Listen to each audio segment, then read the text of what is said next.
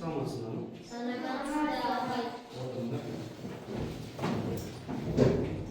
Балалар, бүгін бізде кім бар, кім жоқ? Айша жоқ. Айша бағым. Жақсы, хорошо, Айша бағым, хорошо. Так, жылдам, ендеше екі топқа бөлінейік. Ол бізде планшет және де компьютер тобы. Аслан екінші планшет тобына отырамыз. Ары қарай. Абай, келесі. Абай, сен осы компьютер тобындасың. Келесі иманға. Так, сен де осы жердесің. Сосын Әмір, Әмір осы жерде тағы. Так, қыздар. Тұрамыз. Так, планшет тобында. Так, сен қыз кел, мәртті отырасың. Так, келесі. Жақсы. Сізде, получается, екі команда, ол компьютер және планшет тобы. Осы жерде екі топта, бағанағы капитан кім болады бұл топта? Мен. Міне, бағалау парағы осы жерде өзің командадағы адамдар жазасың, оқушыларды және балын қойып отырасың. Хорошо, өзіңде бағалайсың. Келесі, мына жерде кім капитан? Саян. Ручканы ала ғой. Команда капитандар өз есімдерін жазуларын ұмытпаңдар. Жарай ма? Өздерін де бағалап ұмытпаңыз. Ал үй жұмысына кім дайын балалар? Тұрағы. Қай кітап таңдайсың? Екі.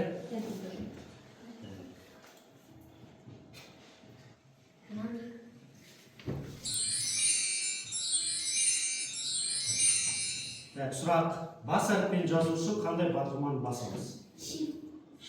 Так, жауап тексеріп көрейік. Молодец. Жақсы. Екінші кітап бізде кетті. Келесі, мына компьютер тобынан. Кім? Абай? Правда.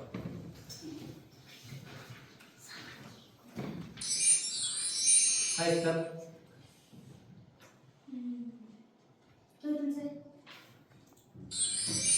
Құжатты сақтау үшін нені басамыз?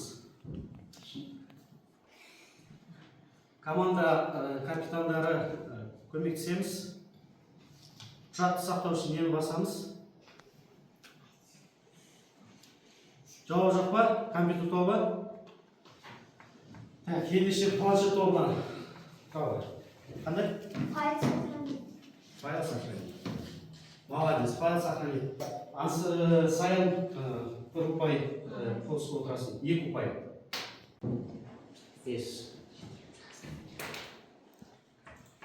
Сөз арасында бос орын қою үшін қандай батырманы басамыз? Молодец. Сайын бағалап отырсыңдар? Келесі. Енді компьютер тобынан бар ма? Үй жұмысын?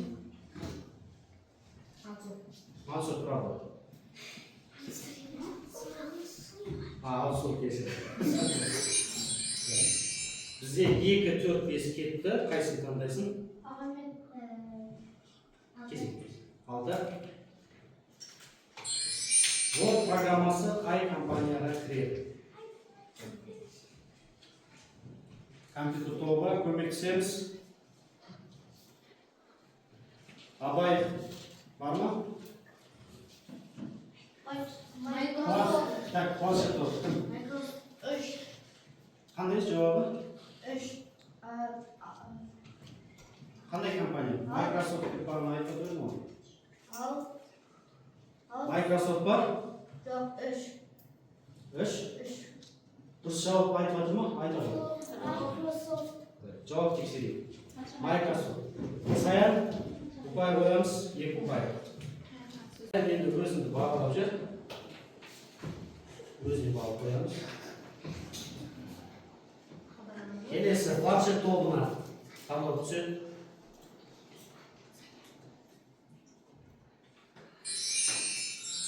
Қайсысы? Тұрамыз, кім айтады? Ал, қандай бар?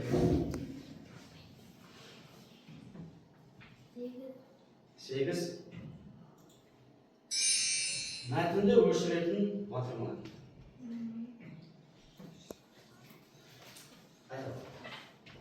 Backspace. Backspace. Тексеріп көрейік. Дұрыс, молодец. Өзге 2 балл қоясың. Келесі кезекте соңғы сұрақ компьютер тобынан кім тұрады? Кім айтады? Тұрады. Сізге 8-ші кітап қалды. Соңғы сұрақ. Мәтінді өшіретін батырма.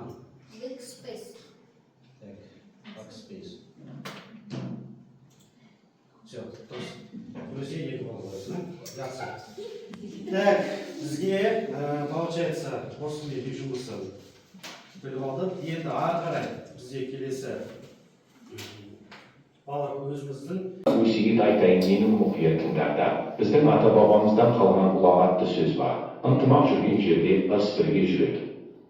Жай ғана сөз емес. Бұл елдің бақыты мен берекесінің кілті. Ынтымақ деген бірлік деген татулық. Татулық бар жерде ғана елдің іргесі бекем болады. Мен талай дауды көрдім. Бір ауыл ала болса оты өшті. Бірақ бір ауыздан сөйлеген ел жауға да, қиындыққа да төтеп берді. Ынтымақ деген әркім өз пайдасын емес, елдің пайдасын ойлау, бір кісінің мүддесін емес, 100 кісінің игілігін көздеу. Қазақтың 3 жүзі бар, бірақ бір ғана жүрегі бар. Ол отанға деген сүйіспеншілік.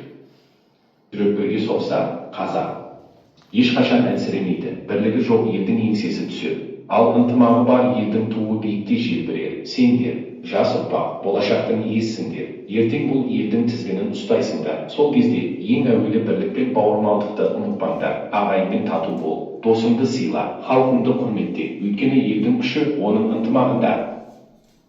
Елімізден ынтымақ пен ырысты айырма, бірлігіміз бекем болсын, берекеміз мәңгі болсын. ынтымақ жерде ырыс бірге жүреді балалар. Әрдайым жұмыла көтерген жүк жеңіл болмақ.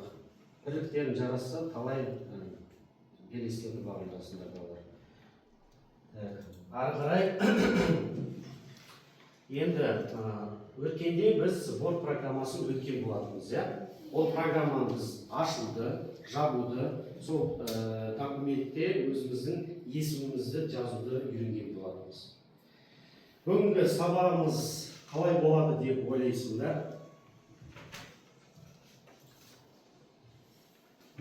Бізге таныс ба? Құла сурет? Документтің атауы қалай? 2-ші сынып. Docx дегеніміз не? Форматтың файлы, файлдың форматы. Балалар, мынау таныс па сендерге? Бұл не мынау? Ол не ол Times New Roman деген? Өткенде өттік па? Қаріптің атауы Times New Roman. Ал қасында 11? 11 дегеніміз не ол? Қаріптің Молодцы, жақсы. Ендеше бүгінгі осы разделді өтеміз. Және осы 2 разделді бізде сабағымыздың жалғасы осы 2 раздел болмақ. Ары қарай. Осыған байланысты, біздің сабағымызға байланысты жасалған интеллектпен жасалынған видеоны тамашалайық. Жұмыс істеу компьютерде мәтіндік ақпаратты енгізу, өңдеу, түзету, форматтау, сақтау және басып шығару сияқты әрекеттердің жиынтығы. Біз құжат дайындау, реферат жазу, хат жазу, есептер жасау сияқты көптеген жұмыстардың негізін құрайды. Жұмыс істеудің негізгі мақсаты дұрыс және түсінікті түрде беру, мәтіннің құрылымын дұрыстап құрастыру, эстетикалық реттелген түрде дайындау.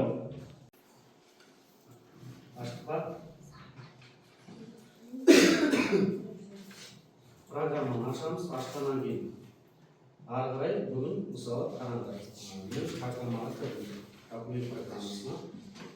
Ендеше осы жерде коллегиге міндетті Times New Roman қоямыз, мынаны 16 қоямыз, мынаны бізде 100%. Осылай болды ма сендерде? Жақсы. Ендеше бүгінгі шрифті өзгертеміз. Бірінші тапсырмамыз шрифті өзгертумен жұмыс болмақ. Ол 3 түрлі шрифті қолданып көреміз. Times New Roman, Calibri, Comic sans ms деген. Яғни осы үш шрифтпен жұмыс істейміз. Мен сендерге мысал ретінде көрсетемін. Ең бірінші абай отыра бер. Мен сабақ түсіндіріп жатырмын. Өз есімдерімізді жазып аламыз. Бірінші атауын өзгертеміз. Орындаймыз.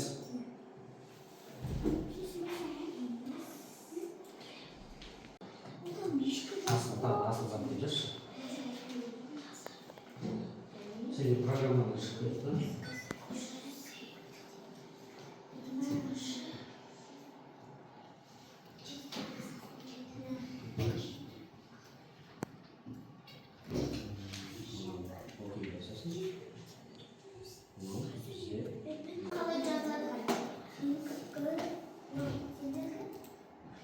Команда капитандары бұл жерде тапсырмада 5 балға дейін максимально беріледі.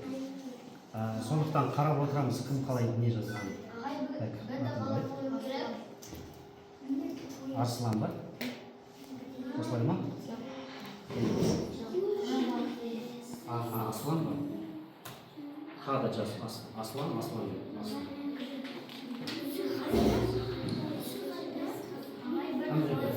Жоқ, бір деген міндетті түрде жазу қажет жоқ, бірден есімде жазып ғой. Дәуір, осылай. Астасың, тәуекел. Сен не болады? Кім отырған?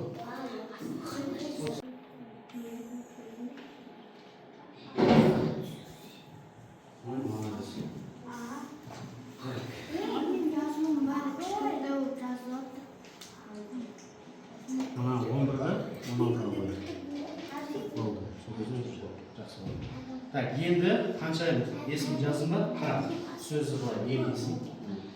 Сол жағын басып тұрасың, оң жағымен былай белгі арасында. Қайымсын деген аманға барып, калибр деген басасың. Түсіндің ба? Енді үшіншісін өзін істеп береді. Максималды балл бірінші тапсырмада 5 балл.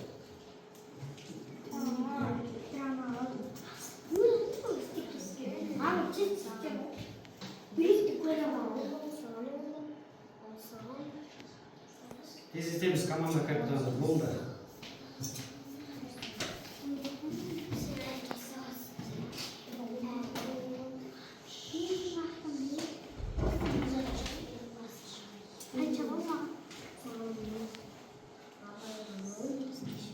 Сол өз есімдеріңді жазасыңдар, бірақ жирный курсив және подчеркнутый үш түрде үштік стилде жазамыз. Ол қалай? Ол былай болады. Осылай үш рет есімдерді жазып аласыңдар. Ең бірінші жазып, сосын сөзді белгілеп аламыз. Бізде жирный еді, мынау бізде полужирный. Мынау басса бізде қатты қара болады.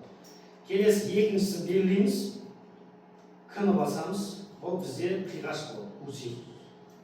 Үшінші к-ны басамыз, ол бізде асты сызылған болады. Тура осылай өз есімдерін өшірмей қойыңдар, үш рет жазған. Сөздерді белгілеп, жирный, курсив және зачеркнутый, подчеркнутый істейміз.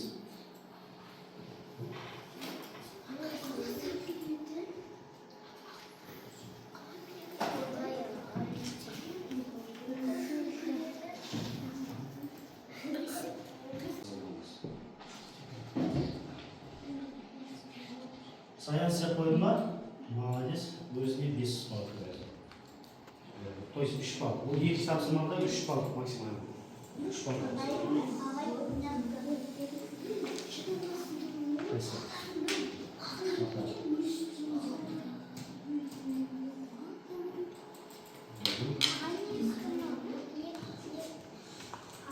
Қаншайым курсив, ас сызылған сіздер. Команда капитаны аралап көмектесеміз, көреміз, кім қалай десе отқан. Кім істей алмайды, көмектесеміз.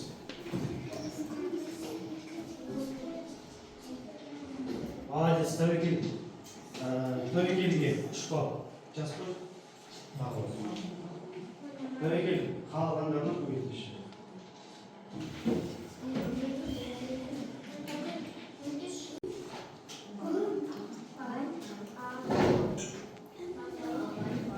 Молодец. Al suға ішіп ал. Жақсы.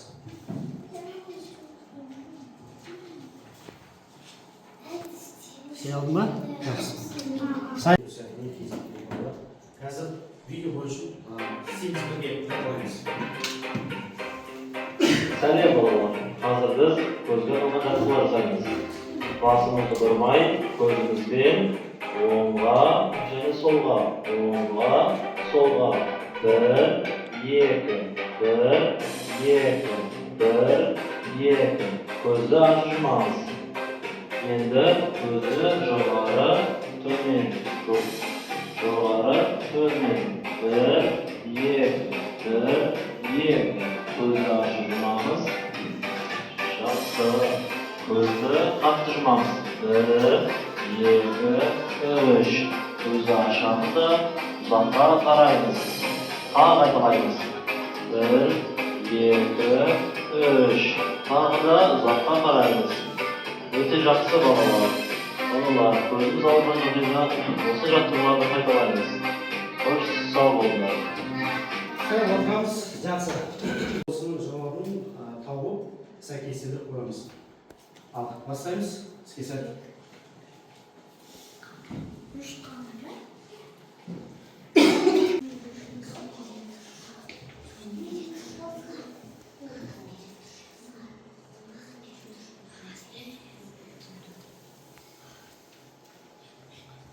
Болғаннан кейін болдым деп айтамыз.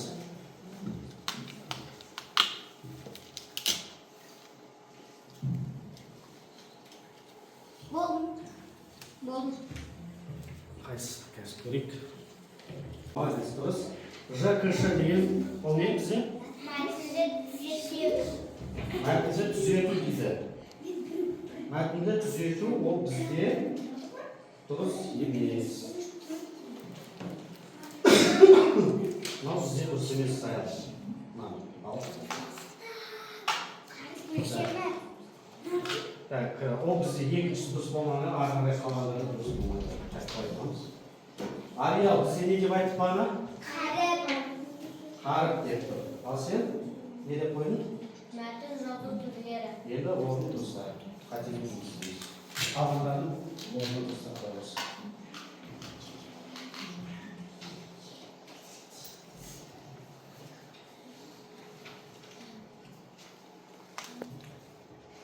Ойланамыз, асықпай.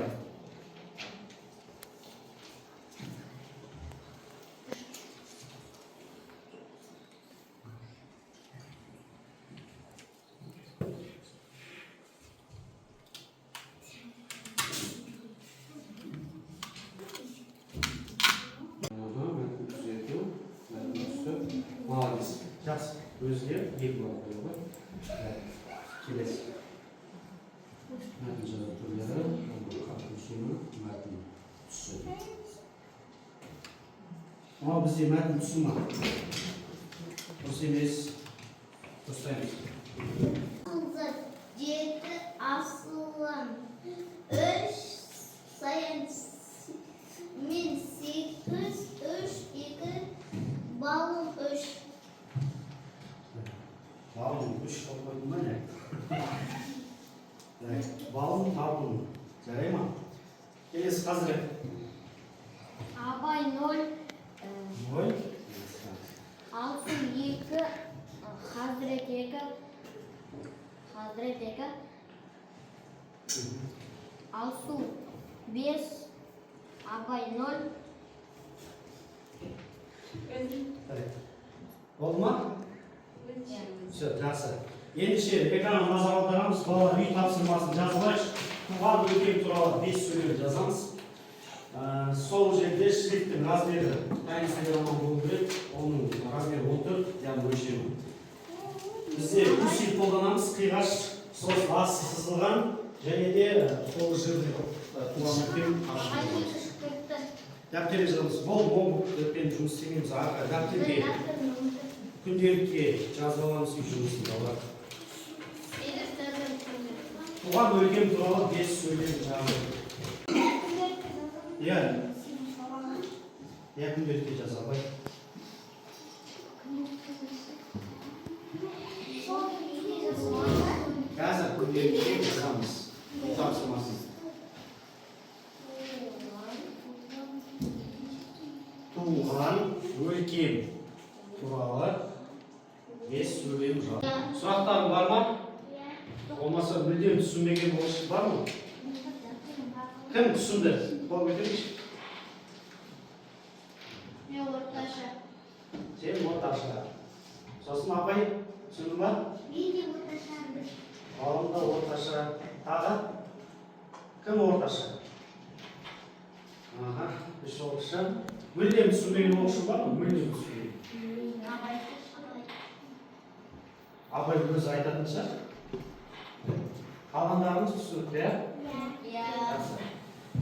Балалар күнделіктерін беріңіз балаларға.